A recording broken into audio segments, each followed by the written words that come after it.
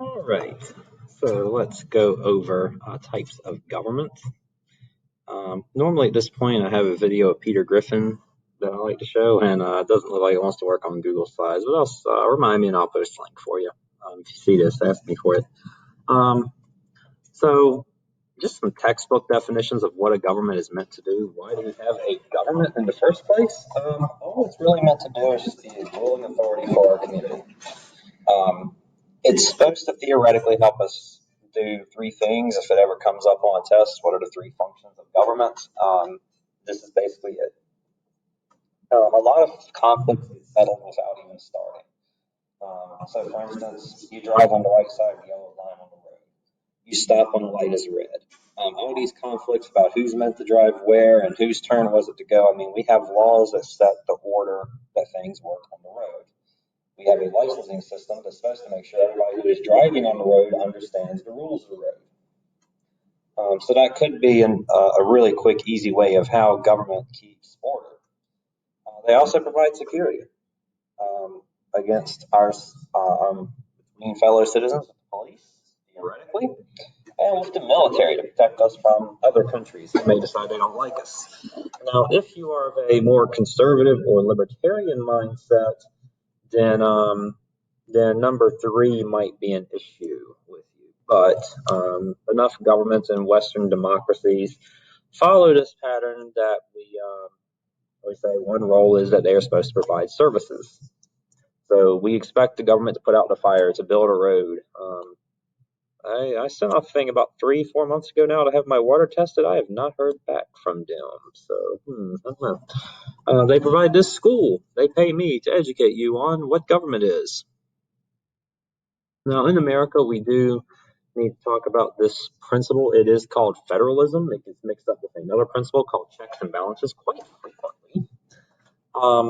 But the national government is in charge of one set of things, and they cooperate with state and local governments on other topics, specifics that we'll go into later.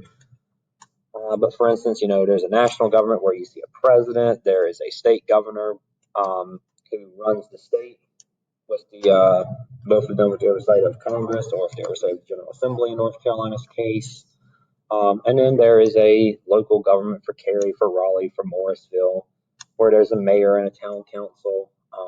And we can certainly at some point talk about what sort of little rules Cary and Morrisville have. So you do need to understand there is a separation of powers, which also pairs with something else you may have heard of called checks and balances.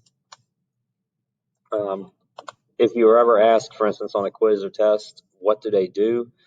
You can theoretically answer that with 2 words each.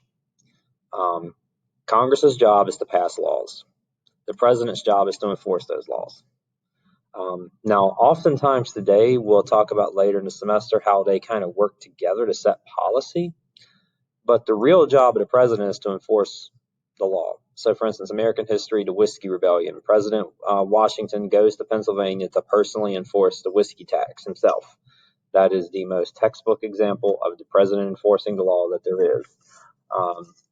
Speaking of the current president, as I record this towards the end of 2020, when President Trump says that he's going to send federal troops to Portland, Oregon to settle and keep law, that's the president enforcing the law. Right now, as I record this, there are protests going on in Kenosha, Wisconsin, and the governor of Wisconsin has sent the National Guard to Kenosha to keep order and to help maintain security. That is an example of a governor keeping and enforcing the law. What we often see them doing is talking about what they want to do, what kind of laws they want to push the legislative to do. We often hear people say the judicial branch enforces laws. That is not true. The judicial branch that implies that the judicial branch is sending judges out on the street to arrest people for breaking the law. That is not what happens. The judicial branch's job is to interpret the law in each given case and apply appropriate sentencing, civil infractions, whatever the case may be. So we need to talk about these two things because we hear the terms used a little bit interchangeably in America. There's no real true direct democracy. There's a few little towns in New England that have town council meetings where the whole town's invited and everybody who shows up who's of legal age gets to vote. it doesn't really exist on any major government level. Now, what we do have, sometimes called a republic, sometimes just called a representative democracy, usually in colloquial terms, just called a democracy, which is where we elect people to make decisions for us.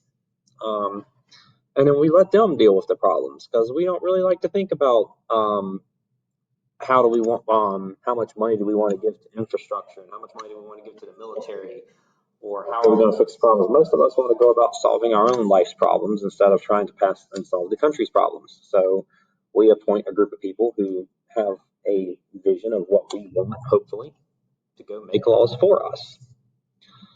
I won't spend too much time talking about democratic principles, but it is important to have fair and competitive elections.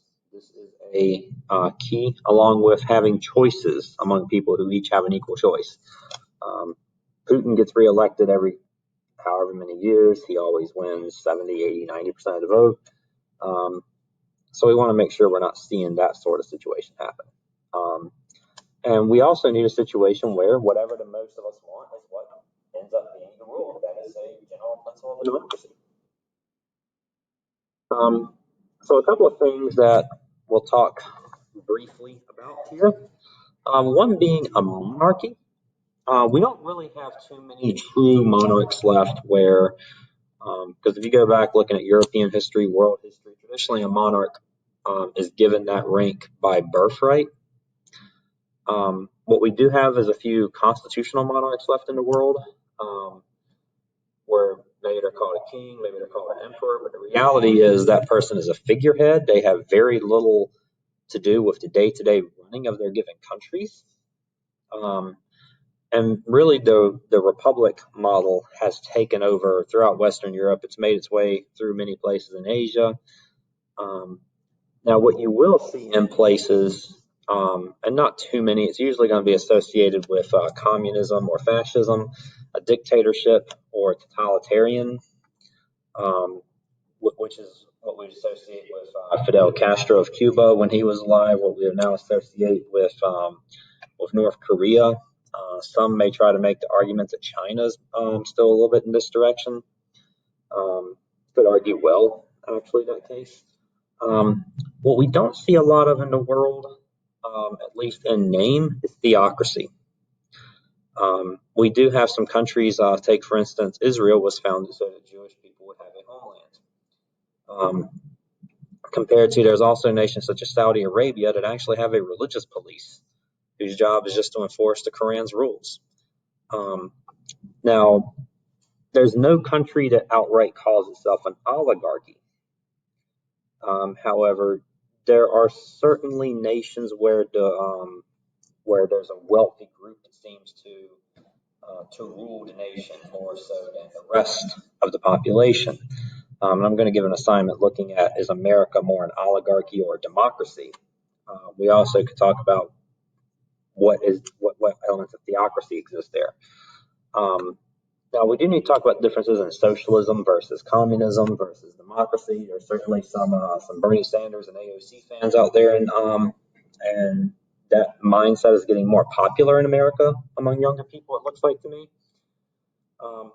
So socialism has a root word. It's meant to be about society. And really, socialism could be seen as several things. This is really more of a definition of communism, depending on where you stand in history as to what socialist or communist is. But really, we need to talk about the oral side of this too, to talk about what this definition is, because it can also mean, for instance, that Social Security in America could be seen as socialist. I mean, we all contribute to this pot of money, and then as time goes on, once we retire, we collect a part of that money. The definition I have here, I really ought to fix, which I will. I should have done this earlier, but really, communism is about dividing the means of production more so.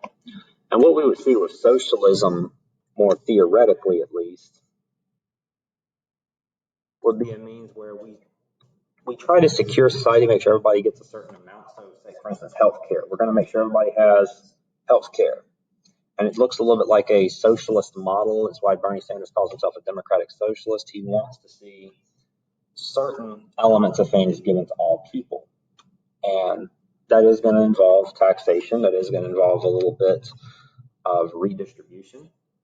But the point that they were trying to say is that we need to all be starting on a level playing field. So, for instance, it's if life is a game, no one loses because that person has bad health care. No one loses because that person had poor access to education. No one loses because they were not able to retire. So I throw this in partially for kicks, but it just showed there are actually some religious police in the world, and so yeah, you can just read this line for yourself and draw some conclusions. This is actually a Johnny Carson quote from the Tonight Show. I could not actually find a video of him saying it though, but I thought you might enjoy reading it. It's a little bit dark, and a little bit cynical, but certainly thread the truth to it. I do enjoy where it leaves off. Anyone can die owing the government a huge amount of money, and it means that. And I like the representative of the eagle on the back of the dollar bill. Thought you might enjoy taking a look at that. And I'll leave off there for now. Hope you enjoyed viewing.